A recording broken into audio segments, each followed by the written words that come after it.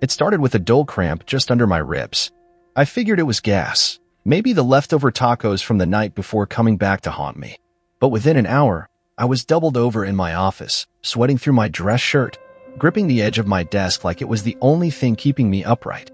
My assistant, Denise, took one look at me, eyes wide and scared, and called 911 before I could protest. The paramedics arrived just as I sank to the floor, curled around the pain that now stabbed like a blade with every breath. The back of the ambulance was cold, sterile, bright. They asked me questions I could barely answer through clenched teeth. My vitals weren't good, a heart rate up, blood pressure crashing. One of them muttered something about a ruptured appendix. "We need to get him into surgery fast," I heard someone say. That's when I reached for my phone. Through the haze, I dialed Talia, my wife, my partner, my person.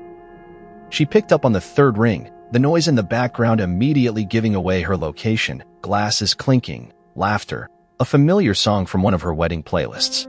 "Hello," she said, her voice light, almost annoyed. "Talia," I managed. "I'm in an ambulance. They think it's my appendix. I'm on the way to surgery." There was a pause, not a gasp, not a scramble to ask which hospital, just a pause. Then she said, "I'm at Cassie's wedding." Another pause, then a sigh. "Can we talk later?" I waited, thinking maybe I'd misheard her, that she'd follow it with a frantic, "Where are you?" "I'm coming now." But there was nothing, just the soft hum of her breathing and the echo of a party on the other end of the line. Then a click. The call ended. I looked at the phone like it might explain what had just happened. Like maybe I'd called the wrong number, or maybe she hadn't heard me right. But no, she hung up. She hung up. I was wheeled into the ER, my phone slipping from my fingers. A nurse took it, tucked it into a plastic bag with my wallet and keys. "We're going to take good care of you," she said. Her kindness felt like a warm towel over my chest. Not because it was extraordinary, just because it wasn't indifference. The pain got worse, like someone was twisting me from the inside. They gave me something in and for that blurred the edges of everything. A surgeon came by, explained the risks, said they had to go in immediately. "You'll be under before you know it." I asked if I could see my wife. They shook their heads gently. "No one's here yet." I nodded, not because I accepted it, but because I couldn't argue. I was too tired, too drugged, too hollowed out by the growing realization that she wasn't coming. The last thing I saw before the lights dimmed was the nurse squeezing my hand and telling me to count backwards from 10. I tried, made it to 7, maybe 6. And when I woke up, alone in the recovery room, it wasn't the pain in my side that tore at me the most, it was the silence. The absence of footsteps rushing in. No soft voice saying my name. No fingers brushing the hair from my forehead. Just the beep of a heart monitor and the sterile ceiling tiles that looked exactly the same as they had when I went under. A nurse came in, smiled warmly. "Surgery went well. We got it in time. You're very lucky." I nodded again. I was alive. Apparently that counted for something. "Anyone coming to visit?" she asked gently. "My daughter, maybe," I said. "She's only 7. The word stuck in my throat. I couldn't say wife. Not right then. Not yet. They moved me to a regular room. I stared at the door every time I heard footsteps in the hallway, expecting her to appear. Expecting anything, even a text. But my phone stayed dark. And when I finally asked to see it, there was only one new message from my neighbor Clarice. "Bria's with me. Heard what happened. I'll bring her after school. Hang in there." I lay back on the stiff hospital bed, one hand pressed against the bandage on my side, the other gripping the phone like it was a lifeline. But the only one reaching for me was a child. My child. The one with tiny hands and a bigger heart than either of her parents deserved. The morphine dulled the ache in my gut, but nothing could numb the sting in my chest. I kept replaying the moment in the ambulance. Her voice, so breezy, so detached. Like I'd interrupted a grocery list. Like I wasn't lying in the back of a speeding emergency vehicle, minutes away from being sliced open. She didn't ask if I was okay. She didn't even ask which hospital. And maybe that told me everything I hadn't wanted to admit for months now. Maybe the surgery hadn't just removed a failing organ. It had revealed a failing marriage. One that had been rupturing long before my appendix did. The truth hit hard. I could have died, and she wouldn't have known until the music stopped and the lights came back on at that damn wedding. And worst of all, I believed her when she said, "Can we talk later?" Because somewhere deep inside, I was still holding space for a woman who had already let go of me. But not Bria. Bria was coming. and somehow, that was enough to keep breathing. The room was gray, and not just in color. It was the kind of gray that soaked into your skin, numbed your thoughts, and blurred the sense of time. The post-op haze clung to me like a damp towel. Somewhere nearby, monitors beeped steadily, rhythmic, and different. My throat burned from the breathing tube they'd used during surgery, and every inch of my body felt foreign, like it had been taken apart and sewn back together. I blinked slowly, piecing the world together one sterile surface at a time. Then I felt it, small fingers wrapped around my hand. I turned my head, sluggish and heavy, and saw her. Bria, my daughter. 7 years old and already so much more than I deserved. She sat perched on the edge of the hospital bed like she belonged there. Her legs swung gently, brushing against the railing with each motion. Her dark curls were pulled into a messy ponytail, and she wore her favorite rainbow hoodie, the one with the unicorn patch peeling off at the corner. She didn't say anything at first, just held my hand like she'd been doing it the entire time. "Hi, Daddy," she said softly. The sound of her voice hit me harder than the anesthesia ever could. "Bria," I whispered, my throat hoarse. "You're here." She nodded. "Clarice picked me up from school. She said you got hurt." Clarice, my neighbor. The woman who had always offered to help with Bria whenever Talia got too busy. I owed her 100 thank yous. 1,000. Because when I was laid out, sliced open and sedated, it wasn't my wife who showed up. It was my daughter, delivered by someone who actually gave a damn. "I'm okay," I lied, squeezing Bria's hand weakly. "Just a little sore." She looked at me like she didn't believe a word of it, but she didn't challenge me. "Not yet. I brought Henry," she said, lifting her small backpack onto the bed. She reached inside and pulled out a faded green stuffed turtle, his seams loose, one eye missing. "He keeps secrets," she added, placing Henry gently beside my arm. I chuckled despite the pain that shot through my abdomen. "Thanks, sweetheart. I think I could use a few secrets." Bria swung her legs a bit faster, her eyes studying me with a mix of curiosity and worry that no 7-year-old should ever have to carry. She leaned in close, lowering her voice like we were the only two people in the world. "Why didn't Mommy come?" The question hit harder than the scalpel had. I hesitated. What do you say to a child when the truth would bruise something tender inside her?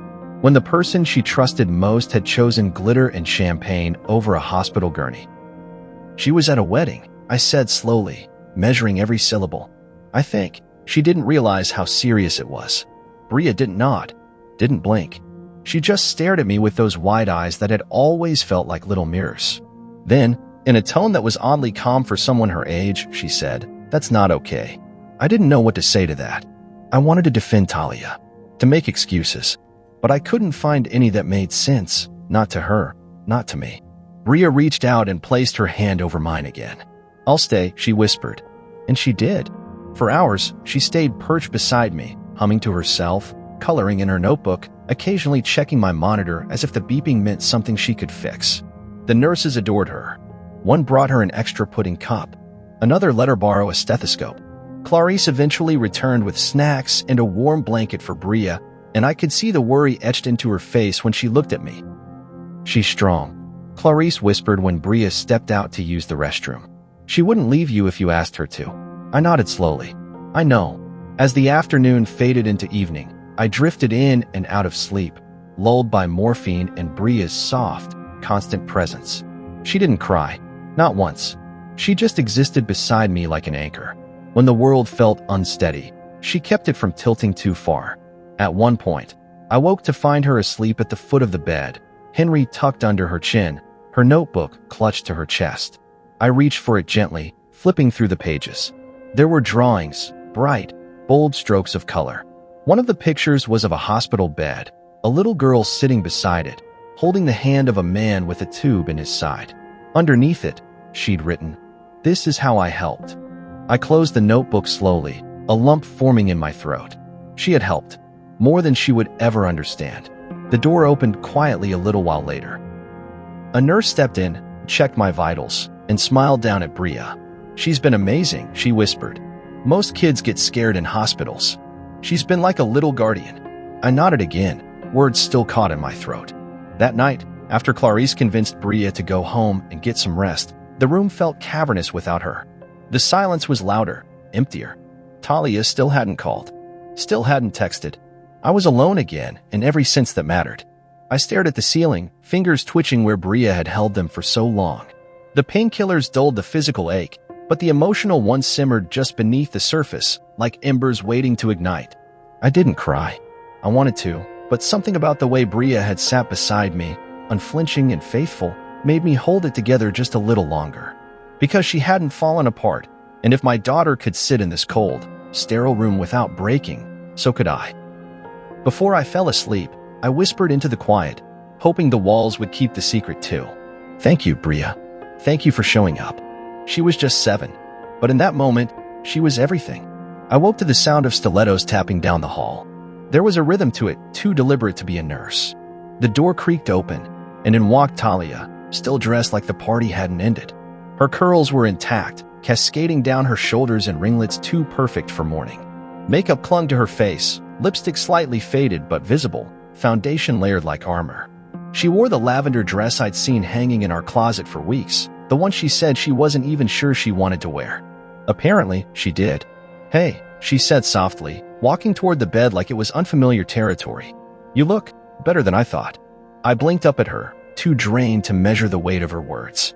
My throat was dry, and the ache in my side pulsed with each breath. I tried to sit up straighter, wincing at the pain. No, don't, she said, reaching out halfway like she might help, then stopping short. Her hand hovered for a second, then fell to her side. Sorry I couldn't be here last night. Cassie's wedding ran long. Long. That was how she described it. As if time was the only reason she didn't show. Not choice. Not detachment. Just a schedule that got away from her. I looked at her and saw a stranger wrapped in silk and sprayed in rose perfume. A woman who kissed my cheek with lips that didn't linger, like her presence alone was the gift. She pulled back quickly, brushing non-existent lint from her purse. How are you feeling? She asked, not meeting my eyes. I had a drain tube in me last night, I said flatly. Still do. She nodded like I'd told her the weather. Well, I'm here now. She glanced around the room, mildly annoyed by the clutter of used tissues, empty water cups, and the faint antiseptic scent that clung to everything. Room's kind of depressing, she added. It was a hospital. It wasn't meant to be a honeymoon suite. I didn't respond. I just watched her as she finally sat down, crossing her legs at the knee, her dress riding up slightly but never losing its poise. Her phone chimed. She smiled as she pulled it from her purse. Cassie and Trey landed in Cabo, she said, scrolling. Oh, actually, they ran into an issue at the resort. Had to upgrade last minute. $2,000 more than expected. Can you believe that? I stared at her, blinking slowly. She looked up, as if my silence was an invitation. I know we already gave them the espresso machine, but do you think we could help? Just to get them settled, you know? I didn't even realize I was gripping the bed rail until my knuckles turned white. $2,000, I repeated, the words flat and hollow. You're asking me to pay for someone else's honeymoon, from a hospital bed. She tilted her head slightly, like she was confused why I would find this offensive. It's not a big deal. You've helped them before. And it's not like we're strapped. We? Talia, I was in emergency surgery last night. Alone. No one came. Not you. Not anyone. I could have died on that table, and the first time you'd know would have been if they called you after. She didn't flinch. She just pressed her lips together and looked away for a second. You always do this, she said, her voice laced with a defensive edge. Make everything about how I disappoint you. I was at a wedding.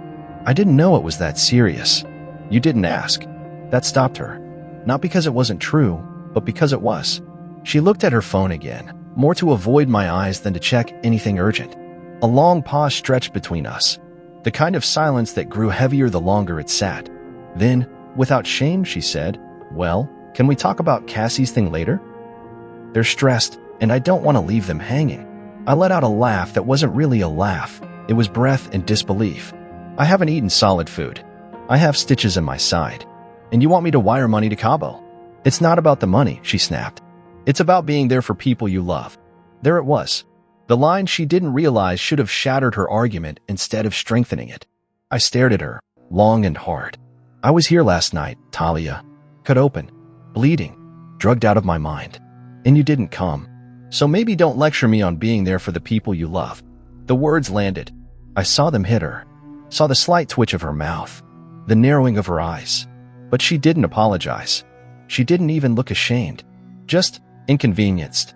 She stood up abruptly, smoothing out the front of her dress. I'll come back later. Maybe bring you some real food if they let you eat." And then she walked out. Just like that. Like it was any other visit. Like she hadn't just confirmed every quiet suspicion I'd been trying to suppress for the past year.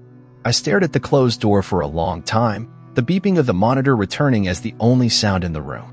It wasn't the pain in my body that had hollowed me out. It was the truth echoing in her footsteps as she walked away. She was gone before Bria arrived again, this time with a coloring book and a chocolate milk. She climbed into the chair next to me, giving Henry the turtle a quick pat on the head before settling in. "Mommy said she had to help Cassie," she murmured, like she already knew it wouldn't sit well with me. I nodded slowly. "That's what she said." Bria looked at me for a long time. Then she reached into her backpack, pulling out her drawing notebook. She flipped to a blank page and began to write. "What are you doing?" I asked. She didn't look up. "I'm writing Mom a letter." I didn't ask what it would say. I was too tired, too raw. And somewhere deep inside, I knew Bria would say everything I couldn't. The only thing I could do was reach for her hand and hold it tight. Because the only person who showed up without being asked was a little girl with a turtle and a voice bigger than the both of us. And right then, that was more than enough. The hours slipped past like syrup, slow, sticky, and impossible to ignore. I stayed mostly quiet that day, half awake and sore, the kind of sore that wasn't just from surgery, but from something deeper, more permanent. My body was trying to heal, but my mind had already decided what it wouldn't forget. Talia sat in the corner of the hospital room, not beside me, not near the bed, but tucked into the vinyl armchair like a bored guest at someone else's event.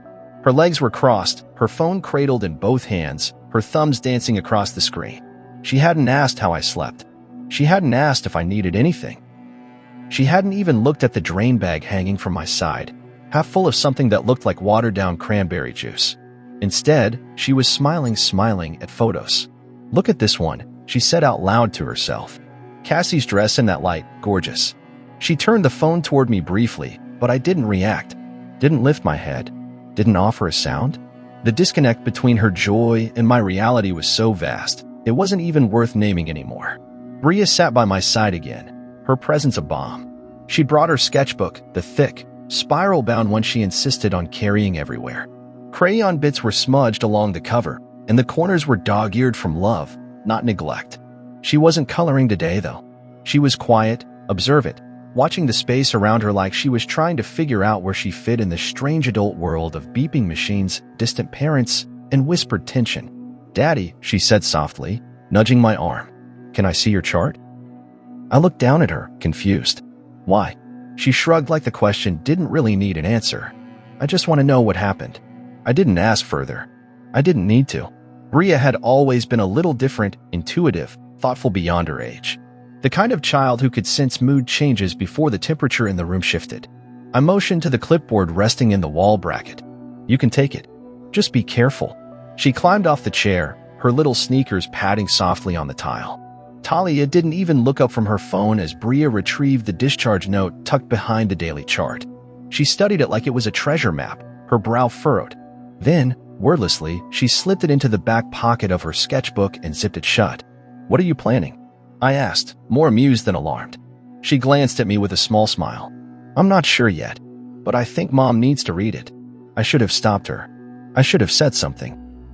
But I didn't, because for the first time in 2 days, I felt seen, felt like someone in that room understood what had happened to me. It wasn't just my appendix that ruptured. Something else did too. Something between me and the woman scrolling through Santorini spa packages 5 feet A.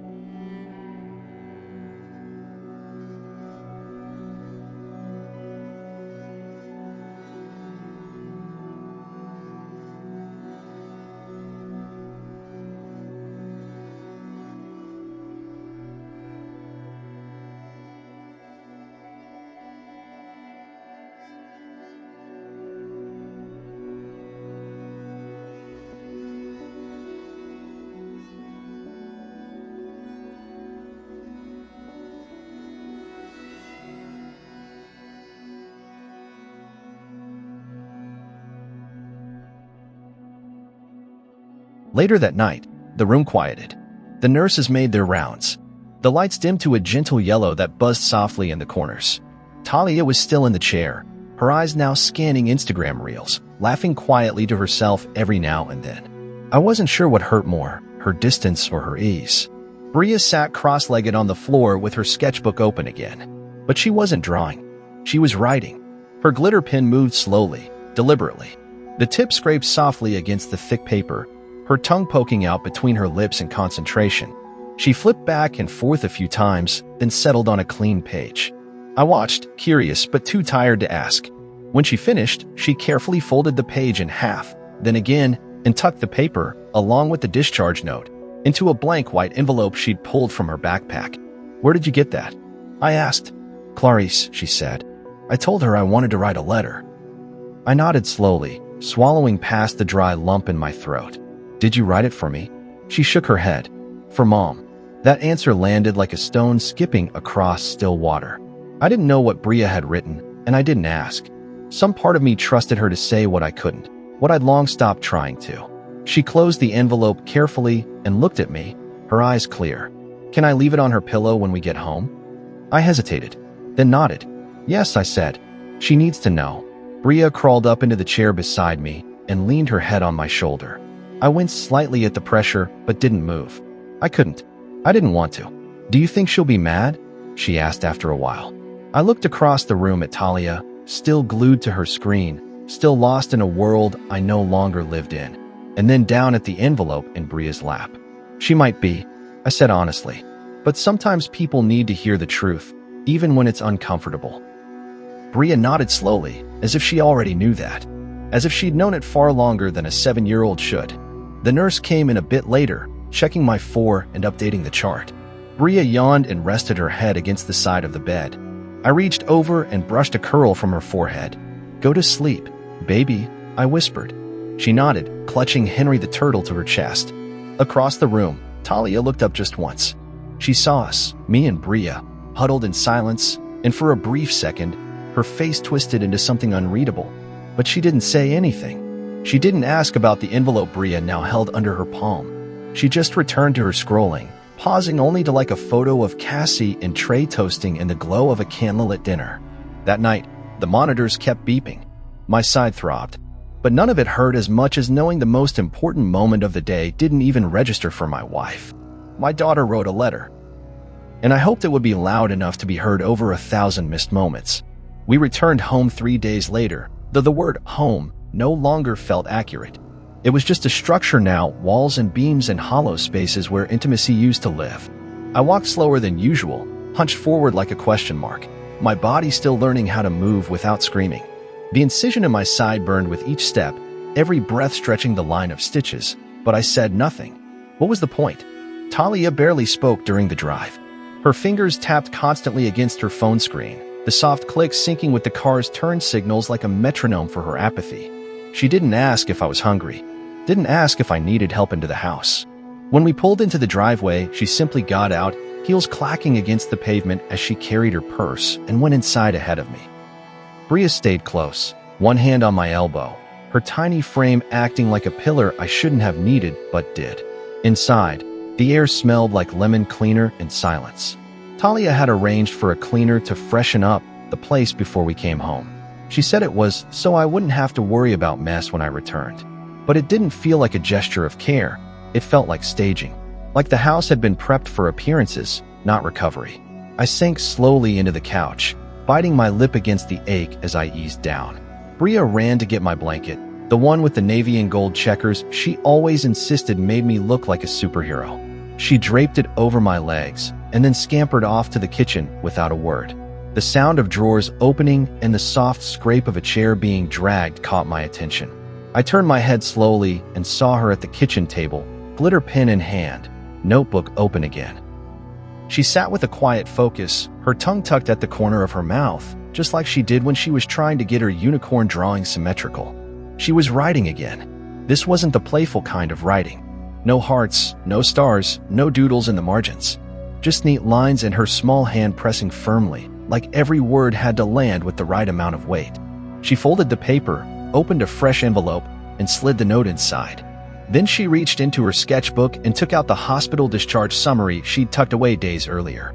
She placed it gently in the envelope behind the letter and sealed it shut. She stared at the envelope for a moment, then stood and walked down the hallway with quiet purpose. I watched her pass, watched her pause just outside our bedroom. She looked back at me once, not for permission, but for reassurance. I gave her a small nod, the only strength I could manage. She turned the doorknob slowly, tiptoed inside, and a few seconds later, she re-emerged empty-handed. Talia came downstairs a moment later, dressed for work. She was already wearing heels, makeup fresh again, phone tucked in her palm like a lifeline. "I've got meetings this morning," she said, not looking at me. "Did you take your meds yet?" "I did," I replied. My voice cracked a little. I hadn't spoken much since we got home. Maybe I didn't trust it to carry all I was holding in. She glanced at me, her eyes skimming the blanket, the way I was sitting slightly lopsided, the swelling around my waist. But she didn't ask how I felt. Not really. Her eyes flicked toward Bria, who was now sitting on the floor with her turtle Henry, brushing its plush head with the care of a child nursing something hurt and precious. Talia walked into the kitchen, heels clicking against the hardwood. "We're low on almond milk," she said, as if that were somehow more urgent than the incision tearing through my side. Then she added, "Remind me to grab a gift for Trey's mom. Her birthday's next week." I didn't reply. I wasn't being petty. I just didn't have the emotional energy to stretch towards someone who never once stepped toward me. 10 minutes later, the front door shut behind her. The silence that followed wasn't peace. It was proof. Proof that everything I'd felt in that hospital room was not imagined. The distance was real. And now that I was home, I could see it even more clearly. Our lives weren't intertwined anymore. They were simply overlapping out of habit. Bria climbed into the chair beside me and rested her head on my shoulder. "She'll find it," she whispered. "She will," I replied, resting my hand on top of hers. "She'll probably be mad," she added, looking up at me. "Maybe. Will she say anything?" "I don't know." That was the truth. I had no idea what Talia would do with the envelope, whether she'd read it at all, whether she'd care. But I did know one thing: someone had to say something. And Bria had done it. At 7 years old, she'd had the courage neither of us did. Later that evening, I heard footsteps upstairs. Then stillness. Long, thick stillness. I imagined her walking into the room, seeing the envelope on her pillow. I imagined her picking it up, maybe recognizing the handwriting, maybe thinking it was a drawing or a note from Bria asking for another trip to the zoo. I wondered what her face looked like when she realized it was something else, something heavier. I didn't go upstairs. I stayed on the couch while the television murmured on low volume. Bria sat beside me, curled up under my arm with Henry squeezed tight against her chest. She didn't ask to watch cartoons. She didn't ask for snacks. She just stayed close, like I was the patient and she was the caretaker. And maybe that was true. When Talia finally came down, her steps were slower than usual. Her hands were empty. No phone, no purse. She didn't say anything, just walked past us, paused in the doorway to the kitchen, then turned and went right back upstairs. I didn't follow her. Bria lifted her head. "Do you think she read it?" "I think she did. She didn't say anything." "She doesn't know how to," I said softly. Bria nodded like she understood something deep and painful and adult. "She has to feel it first." And maybe that was the most profound thing I'd heard in weeks. The envelope had been delivered. Now we waited to see if the words inside could do what silence never could. I didn't hear her open the envelope, but I knew the exact moment she found it. The house had fallen into its quiet nighttime rhythm, dishwasher humming low in the kitchen, the distant creak of wood settling into the walls. Bria had already gone to bed, tucked in with Henry under one arm and the corner of her blanket curled in the other. I was in the guest room, not because anyone said I had to be, but because the idea of sleeping beside Talia after everything felt like inviting a stranger into my grief. I lay there in the dim light, staring up at the ceiling, trying not to think too hard, trying not to imagine the crumple of paper or the sharp inhale she might have made when she recognized her daughter's handwriting. But then I heard it, the soft tread of her footsteps down the hall. They stopped just outside our bedroom door. The floorboards groaned, then silence. A long silence. And then a sigh, like something cracked inside her chest. I didn't move. She didn't either. Eventually, the door creaked open and then gently closed. Another few seconds passed before I heard the mattress creak and settle under her weight. Then stillness again. I could picture her. Sitting on the edge of the bed in that pale light, envelope in hand, the doctor's discharge note folded inside with Bria's words scrawled in glitter pen, tiny, unfiltered, and devastating. I'd never read the letter. Still hadn't asked. But I didn't need to. Bria had seen everything. Heard enough. Felt too much. And in her own way, she'd become the witness I didn't know I needed. I sat up slowly, the incision pulling like a stitch caught on fabric. I shuffled to the hallway, leaning against the door frame to catch my breath. The house was dark, but from under the crack in our bedroom door, I saw a line of light, still and faint. Then it happened. The sound of paper rustling, a breath catching in a throat, and then, barely audible, the faintest shiver in the air. I could hear it because I wasn't just listening with my ears. I was listening with everything in me. I knew that sound. Her hands were shaking. For the first time in what felt like forever, the silence wasn't mine, it was hers. The weight of that reversal was nearly enough to drop me to the floor. I didn't knock. I didn't speak. I backed away from the door, back into the guest room, and sat on the edge of the bed, stunned by the reality of it. She was finally seeing it. Not just the paper, not just Bria's words. She was seeing me. All those nights she rolled away instead of asking how work was. All those dinners where I carried the conversation like luggage only I packed. All the birthdays, anniversaries, long silences dressed up as peace. The overlooked efforts. The forgotten kindnesses. The apologies I'd never been owed but gave anyway. Now, in that room, with Bria's tiny handwriting spelling out everything I'd left unspoken, Talia was facing the one thing she couldn't ignore: reflection. Not accusation. Not revenge. Reflection. An hour passed before I heard her move again. She padded into the hallway barefoot, more slowly than usual. Her pace was tentative, hesitant. She paused outside the guest room, and I held my breath, unsure if she'd knock or keep walking. The door creaked slightly, and then she pushed it open with a hand that still trembled. Her face was pale, washed out under the hallway light. Her eyes looked softer, but guarded, too. She didn't say my name, just stood there, the envelope in one hand, the folded note in the other. "I read it," she said, her voice small. I nodded. She stepped in slowly, as if the room might collapse beneath her. She wrote it herself. "You didn't tell her to, right?" "No," I said. She looked down at the paper again, her eyes welling, not spilling, but holding something at the edge. "She said she saw me smiling at pictures while you were in pain," Talia murmured. "She said she was scared, not just for you, but for what it meant that I didn't care." I didn't answer, not because I couldn't, but because she needed space to say what she hadn't been able to. "She said I didn't come when it mattered," she whispered. "You didn't." The words hung there like smoke. Heavy, honest. Talia sank down into the chair in the corner, the one where she'd scrolled through wedding photos in the hospital room without so much as a glance at my face. Her fingers gripped the edge of the chair. "I didn't think it was that serious," she said again, repeating the excuse like it might sound better the second time. "You've always been strong. You always bounce back." I thought. "You thought I could do it alone," I finished for her. And I did. But that wasn't the point. She pressed her lips together, then opened them again only to close them once more. "Why didn't you say anything?" she asked. "Why didn't you scream or demand I come?" "Because I didn't want to ask to matter," I said quietly. I wanted to see if I did. The silence that followed wasn't cold. It was aching. It was the sound of bricks falling out of a wall she didn't realize she'd built. She looked at me, eyes rimmed with red. "I'm sorry." I believed that she wanted to mean it. I even believed she meant it in the moment. But I'd learned that apologies weren't always repair. Sometimes they were just punctuation at the end of a long sentence no one had the courage to edit. I nodded, accepting what I could, leaving the rest untouched. She reached into her pocket and pulled out Bria's stuffed turtle. "Henry. She left him on my pillow too," she said. "Said he keeps secrets." "He does," I said. "But Bria? She doesn't." Talia managed a weak smile. "No, she doesn't." For a long while, neither of us moved. We didn't rehash the hospital, or the wedding, or the way silence had replaced intimacy over time. We just sat in the gravity of a letter written in glitter ink that had said more than a marriage full of dinner conversations ever had. Eventually, Talia stood and walked back toward the door. She turned before she left, one hand resting on the frame.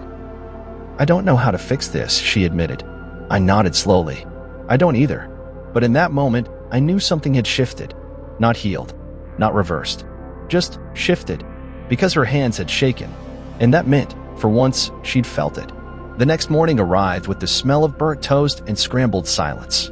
The house was unusually still, as if it too had read Bria's letter and didn't know how to respond. I lay in bed listening to the muffled sounds of movement. Talia in the kitchen, fumbling with pans like she wasn't sure what to do with her hands now that they weren't holding her phone. I rose slowly, my body stiff and sore, the incision pulling with each breath. I didn't call out or announce myself. I just moved down the hallway like a ghost revisiting a life he used to live. The kitchen was awash in morning light, too bright for the kind of quiet that filled it. Talia stood over the stove, her robe cinched too tightly, hair pulled back into a bun she used when she didn't want to be seen. She turned when she heard me, but didn't smile. "Scrambled eggs," she said softly. "And toast." I forgot the timer on the first batch. I looked at the pan. The eggs were too dry, the toast still smoking on a plate by the sink. She wasn't here to impress anyone. This wasn't a grand gesture.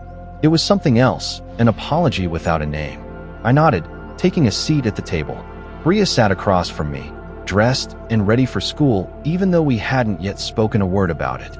Her backpack rested beside her chair, and her shoes were on the wrong feet, something she often did when she was too deep in her thoughts to notice.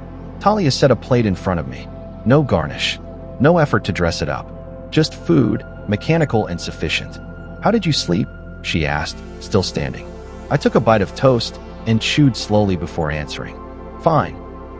She nodded, then moved to the counter and began wiping down a perfectly clean surface. "I was thinking of taking Bria to school today. You could rest." Bria looked at me for permission, like I was still the compass she trusted even when the maps got confusing. "That's fine," I said. Talia glanced over. "I mean, unless you'd rather I didn't." I didn't answer right away. "You should take her." Bria stood slowly, slinging her bag over one shoulder. She walked around the table and pressed a kiss to my temple. "Text me later," she whispered. "Always," I replied. She didn't kiss her mother, just walked to the front door and waited. Talia followed a moment later, pausing with her hand on the knob. She looked back at me like she wanted to say something, like the apology was still somewhere between her throat and her lips. But it didn't come. Not yet. When the door shut behind them, the silence left behind was heavier than their presence had been. I sat at the kitchen table for a long time, staring at the uneaten eggs, the half-burnt toast, and the empty space where words should have been.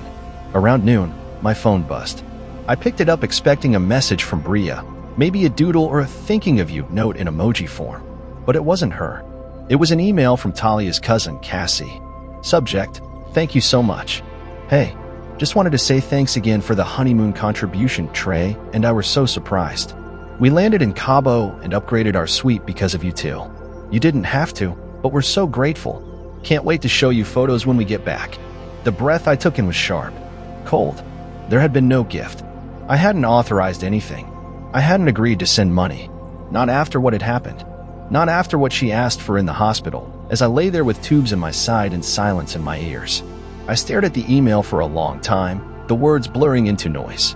Then I checked our account. There it was. A $2,000 transfer, dated the same night I'd returned home. The weight of it sank low in my chest. This wasn't just selfishness. This was an oversight. This was theft of trust, of choice, of the very dignity I'd been trying to rebuild. I set the phone down carefully, like it was something fragile I didn't want to break even though it had just broken me again. Later that afternoon, Talia returned. She stepped inside with her work bag slung over her shoulder and the car keys still in hand. She looked surprised to see me still at the table, like she thought the day would erase the end. "How was your day?" she asked. "Cassie emailed," I said. She froze mid-step. "She thanked us for the honeymoon contribution," I added. Her eyes dropped to the floor. "I didn't agree to that," I said quietly. "I know," she replied. "No excuses this time. Just the truth in its raw, unadorned form." "I didn't say yes, Talia." "I know," she whispered again, barely audible. "Then why?" She hesitated. "Because they asked. Because I didn't want to say no. Because it felt easier to ask for forgiveness than permission." "You didn't even ask for forgiveness." She finally looked up. Her eyes were red-rimmed again, but this time there were no tears waiting behind them, just exhaustion. "I don't know how to fix what I've done." I nodded. "You don't. But that doesn't mean I'll keep pretending it's not broken." She opened her mouth to respond, but nothing came out. So I stood, every movement deliberate, and walked past her toward the guest room. I didn't slam the door. I didn't yell. I just closed it. That night, I lay in bed with my back to the door, staring at the wall until sleep finally came. And in that stillness, I realized something simple but final. There were no apologies. not real ones. Only a hollow routine dressed up as love. And I'd finally stopped listening for sorry. A week passed like fog, clinging to everything, softening the edges, but not enough to hide the bruises underneath. I moved slower, not just because of the pain in my side, but because I was still dragging the weight of things unspoken. Talia and I exchanged words, sure, but they were functional, past the salt, is Bria dressed, the car needs gas kinds of words. None of them filled the silence between us. They just camouflaged it. Then came the brunch invite. Talia's Aunt Lydia was hosting one of her infamous family gatherings, complete with champagne flutes, matching linen napkins, and surface-level smiles. Talia said we should go. Everyone will be there, she'd insisted, her tone teetering on obligation and desperation. It'll be good to show up. Show up for who? I asked. She didn't answer. I didn't want to go. The idea of sitting through stories of wedding cakes and honeymoon packages made my chest tighten, but Bria heard us talking. She looked up from her cereal with a quiet kind of hope. Will Grandma be there? She asked. And Aunt Lydia's dog? I nodded slowly. Yeah, baby. They'll be there. Then can we go? Just for a little, she asked, her eyes shining the way they used to when she believed the world was fair and kind. So I said yes. Not for Talia. For Bria. We arrived to a house filled with curated warmth, scented candles, pristine white furniture, and soft jazz humming through invisible speakers. People greeted us at the door with their kisses and tilted glances. Talia's hand brushed mine once in the driveway, like she was testing if I'd be the husband she could parade again. I kept my hands in my pockets. Inside, Lydia welcomed us with the performative joy of a talk show host. Darling, you're glowing. Oh, and look at you, she added to me, her voice dipping into polite surprise. You made it. I'm not dead, I replied, maybe a little too flat. She blinked, then chuckled, brushing it off with a pat on my arm. You always were the dry one. Bria darted toward the backyard, chasing after the corgi with her usual giggle, the sound of it briefly restoring some brightness to the day. We moved to the dining room, where the table was already set, placed cards, polished silverware, miniature name tags tied with ribbon. Talia sat near the center, next to Cassie and her new husband Trey, who looked like he still hadn't unpacked from Cabo. I was placed at the far end, between Lydia's husband and a cousin I hadn't seen in years, someone who once asked me what my name was at our wedding. I eased into the chair carefully, the incision under my shirt reminding me of the wound I still carried. I glanced around the table as the brunch began. Platters passed hands. Stories were swapped. No one mentioned the hospital. No one asked how I was doing. Not a single person looked me in the eye for longer than a second. Cassie beamed as she told the table about the honeymoon. It was magical. The room upgrade was perfect. The champagne, the view. Trey surprised me with a spa day. I felt like a queen. Talia clapped lightly, her voice sweet. You deserved it, Cass. You two worked so hard to make that wedding amazing. I watched the words float between them like currency, exchanged easily, carelessly. And we never got a proper chance to say thank you. Cassie added, turning toward me. That money saved us. You're such a generous guy. I looked at her for a long second, then took a sip of water instead of answering. Someone brought up real estate. Someone else mentioned a new Pilates studio. Lydia went on about her cruise points and how she'd finally earned enough for a free Mediterranean upgrade. Every sentence felt like a plastered-on laugh track from a show I was never invited to join. Bria came back in, her cheeks flushed from running outside. She sat on the arm of my chair instead of returning to her own. She looked around the table, and I watched her eyes dart from face to face like she was memorizing something important. As the table buzzed with wedding photos and vacation plans, my daughter leaned in and whispered, "No one asked if you're okay." No, I whispered back. They didn't. Talia glanced down the table once, met my eyes for a fraction of a second, then quickly turned back to the conversation. She was laughing. At Trey's joke, maybe, or pretending to. Bria stayed beside me, picking at a corner of her dress. The room had grown louder, fuller with the laughter of people who didn't know they'd left something bleeding behind them. Daddy, Bria said softly, her voice barely audible above the clatter of silverware. Can I say something? I looked at her. Really looked. Of course. She stood. Right there, at the long table covered in floral centerpieces and mimosa pitchers, she stood. Her chair scraped softly against the floor as every adult head turned toward her. Talia's smile faltered. Bria, she said, a warning tucked inside her name. But Bria didn't stop. My dad almost died, she said, her voice clear. Small, but unwavering. He had surgery. Real surgery. And he was alone. Mommy was at the wedding. No one came. A stunned hush fell over the table. I wrote Mommy a letter. She read it. But none of you said sorry, she added, holding up the folded discharge paper like it was a flag of truth. You were busy with cake and dresses. Cassie's mouth parted. Lydia blinked. Trey coughed into his napkin. Talia stared at her daughter as if she didn't recognize her. I just thought you should know, Bria finished. Then she sat back down beside me, tucking Henry, who had been in her pocket, into her lap like a shield. The silence wasn't awkward. It was seismic. It cracked something open that had been sealed too long. I reached for Bria's hand and squeezed it. She didn't look at me, just sat still, proud and calm. Talia tried to recover, raising her glass in some kind of false transition, but it was too late. The mood had shifted. The performance had ended. The truth had taken center stage. That day, we left before dessert. Talia didn't speak on the way home. Bria fell asleep in the back seat, Henry tucked under her chin. And me? I drove in silence, but inside, I was standing. Finally standing, because my daughter had said the words that had lived inside me for weeks. And there was no taking them back. We didn't talk much the night after the brunch. The silence wasn't cold, it was calcified. Like something ancient had finally cracked wide open, and no one dared touch the shards just yet. Talia barely looked at me as she paced the kitchen, her footsteps softer than usual, as though she didn't want to rattle anything else loose. Bria had gone straight to her room, a quiet trail of glitter from her hair clip marking her path. She didn't say she was tired. She didn't ask for cartoons. She just climbed into bed, pulled the blanket to her chin, and turned her face toward the wall. I stood outside her door for a moment, unsure if I should knock or just let her rest. In the end, I chose to sit on the floor outside, the weight of the day still pressing into my chest. It wasn't just what she'd said, it was the way she'd said it. Steady, clear, not a tantrum, not an outburst, a declaration. She had spoken for me, yes, but she'd also spoken for herself, because she'd been watching, listening, waiting. The next morning, the house was awkwardly quiet. Talia tiptoed through breakfast, pouring cereal like it was a peace offering. She placed the bowl in front of Bria, who stirred the spoon without eating, eyes fixed on the milk slowly turning beige from the flakes. I was thinking, Talia said cautiously, maybe we should have a movie night tonight. Order pizza, just the three of us. Bria didn't respond. I cleared my throat. Bria? She looked up at me. Do we have to pretend again? Talia froze. Her lips parted slightly. Pretend what? Bria's eyes locked on her mother's with the kind of honesty that only comes from children before the world teaches them to dilute truth. That everything's fine. That you didn't forget Daddy in the hospital. That no one at brunch cared.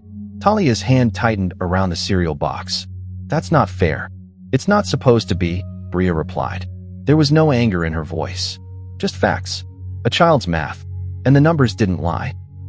Talia looked at me then, as if begging for intervention, a bridge, a softened version of the moment. But I didn't step in. I couldn't. Bria slid off the stool and disappeared down the hall again. I waited for the slam of a door, but it never came. She's a child, Talia said, the edge in her voice growing. You think that was appropriate?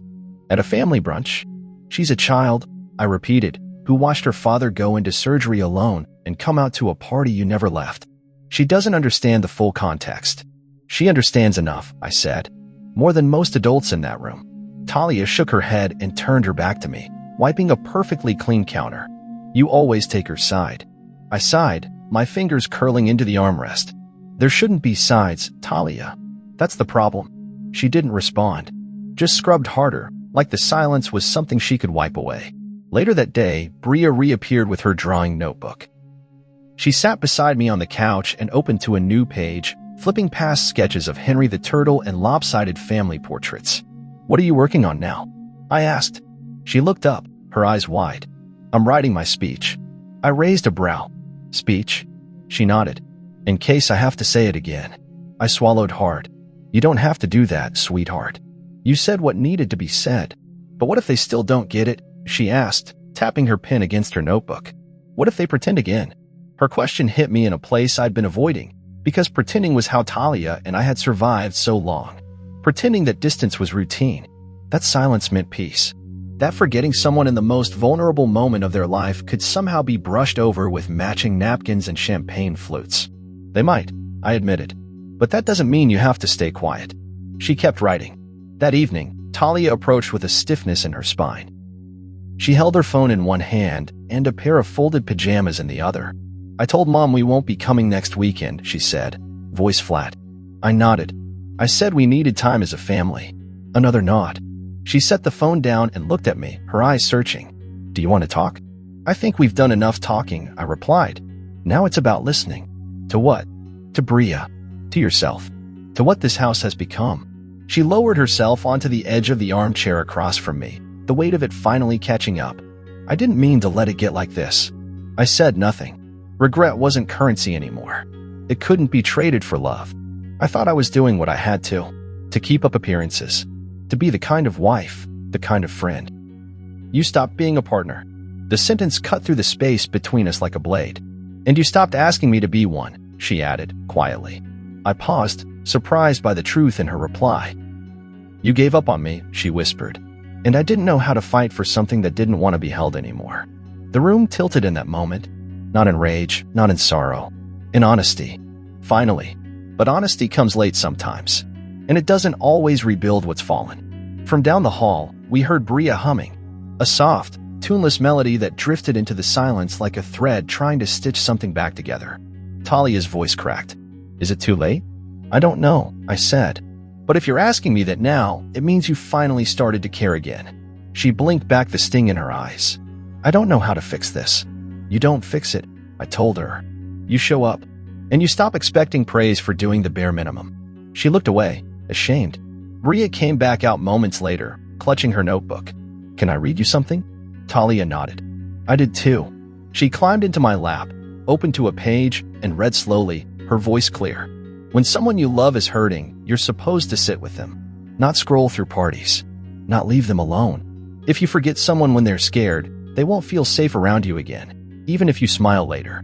So I want people to know what hurting sounds like, so they won't do it too. Talia cried then. Not sobbed, not wailed, but cried. Quietly. The kind of cry that comes from being seen as the villain in a story you didn't realize was being written. Bria closed the notebook, satisfied, and placed Henry in her mother's lap. He keeps secrets, she said, but you shouldn't. And with that, Bria went back to her room. And Talia finally sat still. Really, really still. The thing about healing is that no one tells you how quiet it is. Not peaceful quiet, just still. The kind of still that follows an explosion. The kind that lets you hear your own breath and realize how long you've been holding it. The morning after Bria read her letter aloud, the house didn't bounce back. It didn't buzz with apologies or hum with reconciliation. It just existed in that gray space between damage and decision. Talia was different, yes, but not changed. She moved more softly, spoke more gently, but the air around her still vibrated with discomfort, with guilt, the kind that wants to be forgiven without truly knowing how to ask. I noticed she'd been wearing her wedding ring again. She'd stopped for a while, probably without realizing. It had sat unused in the dish by the sink for weeks. But now it was back, quietly slipped on, like maybe it could speak for her when she couldn't. She made breakfast that morning, blueberry pancakes, Bria's favorite.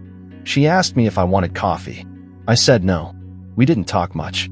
We hadn't since Bria's words turned the house into something resembling a courtroom. After Bria left for school, hugging me twice, telling me I looked almost healed, Talia and I stood in the kitchen alone. She leaned against the counter, arms folded, eyes scanning the room like it was a stranger's home. I've been trying, she said, almost in a whisper. I know. She looked at me then. I don't know if it matters now. I nodded. It does. Just not the way you hoped. She swallowed hard. You're not here anymore, are you? My eyes didn't flinch. I'm in the house, but I haven't been home for a long time. The words didn't come with fire.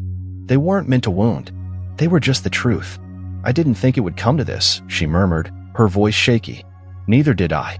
She reached into the drawer beside her, pulled out a folded paper, and placed it on the counter between us. It was an apology letter, handwritten.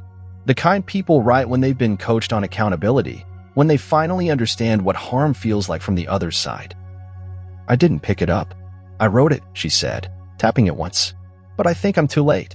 You are, I said, gently. But thank you for writing it anyway. She nodded, her fingers twitching nervously. What now?